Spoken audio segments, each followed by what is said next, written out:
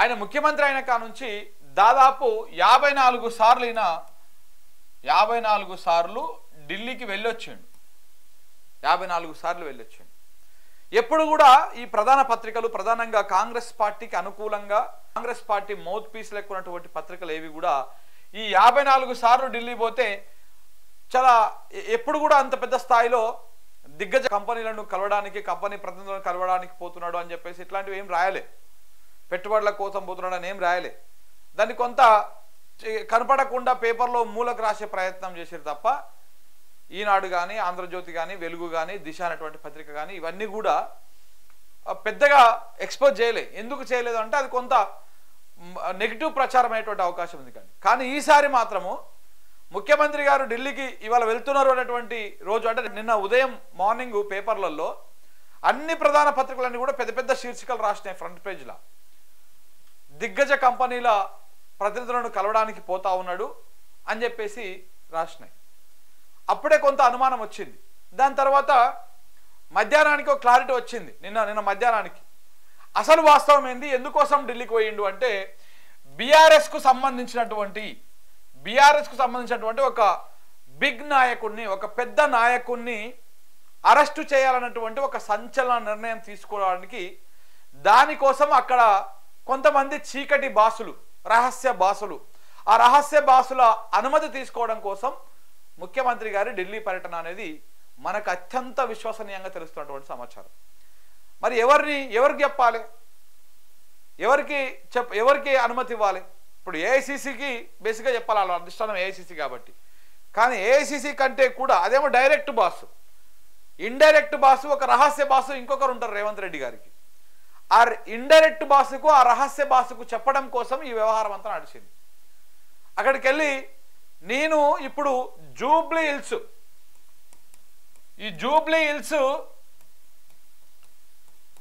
ఉప ఎన్నికలోపే ఈ బీఆర్ఎస్ ఒక బిగ్ నాయకుని బీఆర్ఎస్ లో ఉన్న ఒక పెద్ద నాయకుని అరెస్ట్ చేయాలి, లేకపోతే ఈ ఎన్నికల్లో కనుక అరెస్ట్ చేయకపోతే ఎన్నికల్లోపు కనుక అరెస్ట్ చేయకపోతే ఎందుకంటే జూబ్లీ హిల్స్ ఇప్పటికే కొన్ని సర్వేలు కానీ పబ్లిక్ వాయిస్ కానీ కొంత ప్రజల్లో ఉన్నటువంటి అది కానీ చూస్తూ ఉంటే కొంత బీఆర్ఎస్ వైపే మొగ్గు చూపుతున్నట్టుగా కనపడతా ఉన్నది జూబ్లీ హిల్స్లో.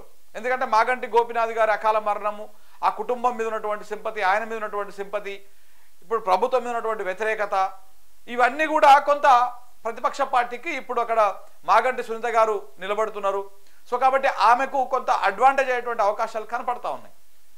ఇప్పుడు నవీన్ యాదవ్ బలమైన క్యాండిడేట్ అయినప్పటికీ, గతంలో పోటీ చేసినటువంటి క్యాండిడేట్ అయినప్పటికీ, బలమైన సామాజిక వర్గానికి సంబంధించినటువంటి క్యాండిడేట్ అయినప్పటికీ, ఆయనకు ఎంఐఎం సపోర్ట్ చేసినప్పటికీ కొంత ఆయనకు అంత అనుకూల పరిస్థితులు కొంత తక్కువగా ఉన్నట్టుగా వస్తున్నటువంటి సర్వేలు కానీ అక్కడ ప్రజల్లో వస్తున్నటువంటి మాట కానీ వాళ్ళు చెప్తున్నటువంటి అభిప్రాయం ప్రకారం అర్థమవుతా ఉన్నది. ఈ నేపథ్యంలో జూబ్లీ హిల్స్ ఉప ఎన్నిక అనివార్యంగా రాబోతా ఉంది రేపు బీహార్ ఎన్నికలతో పాటు. ఒకవేళ కనుక జూబ్లీ హిల్స్ ఉప ఎన్నికల్లో కాంగ్రెస్ పార్టీ ఓడిపోతే బీఆర్ఎస్ పార్టీ తన స్థానాన్ని మళ్ళీ దక్కించుకొని ఒకవేళ గెలిస్తే, ఒకవేళ బీఆర్ఎస్ ఓడిపోయినా కానీ పెద్దగా వాళ్ళకు వచ్చే డ్యామేజ్ ఏం లేదు, వాళ్ళు ప్రభుత్వంలో లేరు, ప్రభుత్వం అంతా ఒక ప్రయత్నం చేసి మమ్మల్ని గెలిచేది చెప్పుకోవచ్చు, అంతా వేరు. కానీ అదే కాంగ్రెస్ పార్టీ ఓడిపోతే ప్రభుత్వంలో ఉండి చాలా డ్యామేజ్ అయ్యేటువంటి అంశం కనపడతా ఉన్నది. సో కాబట్టి ఈ లోపలనే జూబ్లీ హిల్స్ ఉప ఎన్నికల లోపలనే ఈ బీఆర్ఎస్ కు సంబంధించినటువంటి ఒక బడా నాయకుడిని అరెస్టు చేయాలి అన్నటువంటి ప్రయత్నంలో రేవంత్ రెడ్డి గారు ఉన్నట్టుగా చాలా స్పష్టంగా అర్థమవుతాం. దానికోసమే ఆ అరెస్టుల అనుమతుల కోసమే రహస్య బాసులు చీకటి బాసుల అనుమతి కోసమే వారి ఢిల్లీ పర్యటన జరిగింది అనేది నడుస్తున్నటువంటి చర్చ.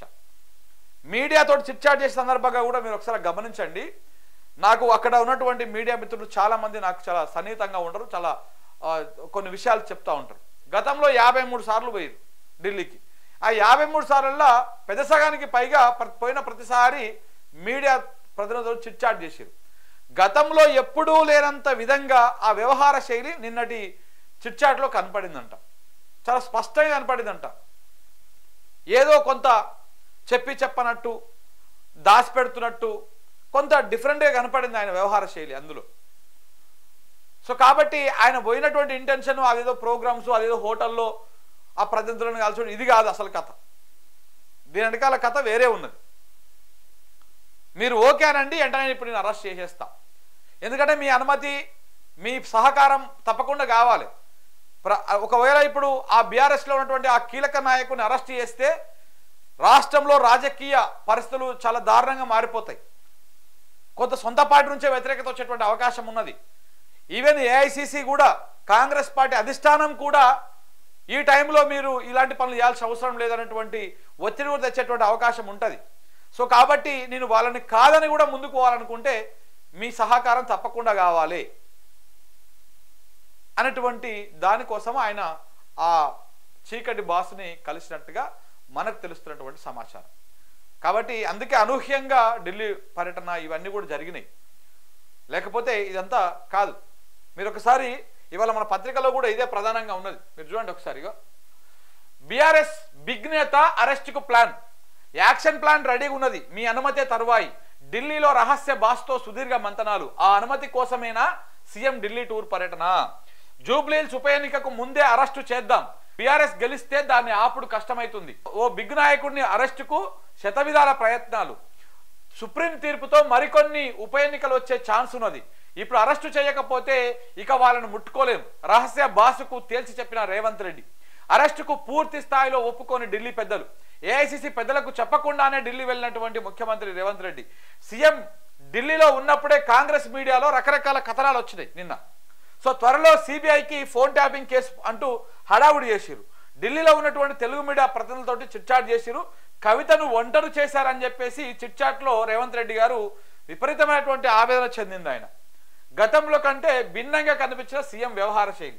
అయితే ఇక్కడ కాంగ్రెస్ మీడియాలో నిన్న కొన్ని ఛానల్లో, బిగ్ టీవీ ప్రధానంగా, ఈ Big TV complete Congress channel, ఈ ఛానల్లో సిబిఐకి ఫోన్ ట్యాపింగ్ కేసు పోతున్నది అని చెప్పేసి వార్తలు వచ్చినాయి. వాస్తవానికి సిబిఐకి ఫోన్ ట్యాపింగ్ కేసు ఇవ్వాలంటే కోర్టు ఇవ్వాలి, రేవంత్ రెడ్డి గారు మన్నట్లేక అసెంబ్లీలో ప్రకటించడం కాదు. ఎందుకంటే ఆల్రెడీ ఆ ఫోన్ ట్యాపింగ్ కేసు మీద ఎఫ్ఐఆర్ అయింది, కేసు ఇన్వెస్టిగేషన్ జరుగుతుంది, సిట్ దాన్ని ఇన్వెస్టిగేషన్ చేస్తూ ఉన్నది.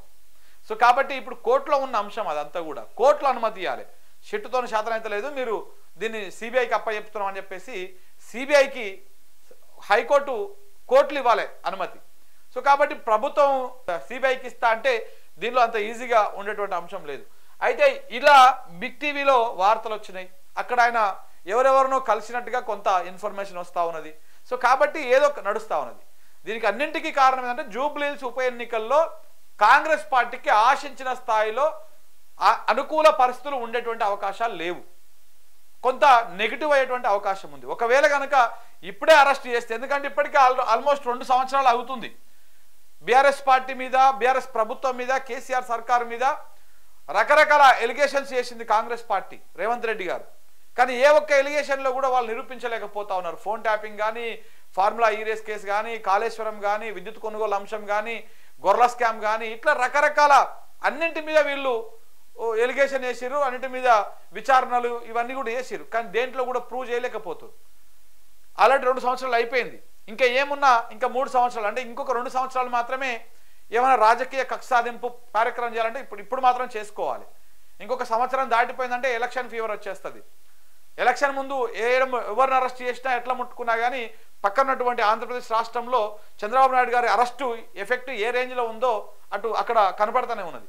సో కాబట్టి ఇక్కడ ఇప్పుడే అరెస్ట్ చేయాలన్నటువంటి ఆతృతతోటి ఆ తొందరపాటుతోటి ఆయన ఉన్నాడు.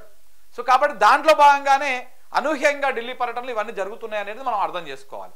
సో కాబట్టి ఇప్పుడు జూబ్లీహిల్స్ ఉప ఎన్నికల్లో బీఆర్ఎస్ పార్టీని దెబ్బగొట్టాలన్నా, బీఆర్ఎస్ పార్టీ కార్యకర్తల్లో ఒక భయం సృష్టించాలన్నా ఒక పెద్ద నాయకుని అరెస్ట్ చేయాలి, పార్టీని చిన్న భిన్నం చేస్తున్నట్టు ప్రయత్నాలు చేయాలి. ఆ నాయకుని అరెస్ట్ చేసి కొంత అక్కడ దెబ్బగొట్టి జూబ్లీహిల్స్లో కనుక బీఆర్ఎస్ పార్టీని ఓడగొట్టేస్తే ఇంకా బీఆర్ఎస్ పార్టీ పని అయిపోయింది అని చెప్పేసి చెప్పొచ్చు. ఎందుకంటే లోక్సభ ఎన్నికల్లో బీఆర్ఎస్ పార్టీకి రాలే సీట్లు 0 వచ్చినాయి.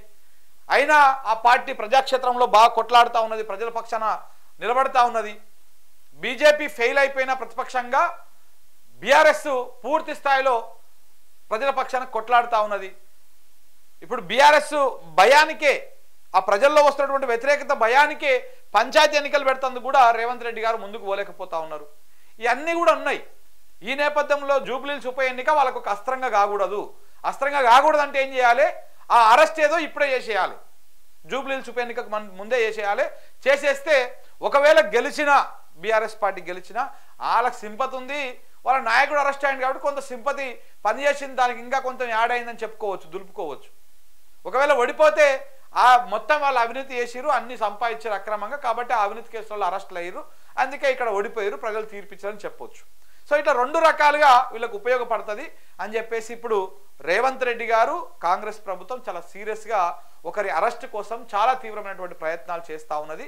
అయితే ఏఐసిసి పెద్దల అనుమతులు తీసుకోవాల్సినటువంటి రేవంత్ రెడ్డి గారు వారిది కాకుండా వేరే వాళ్ళ అనుమతుల కోసం ప్రయత్నాలు చేస్తున్నారా అన్న అనుమానాలు మాత్రం బలపడతా ఉన్నాయి. చూడాలి మరి ఇది ఏం జరగబోతుంది, ఇంకా రానున్న రోజులలో ఏ రకంగా ఉండబోతుంది అనేది.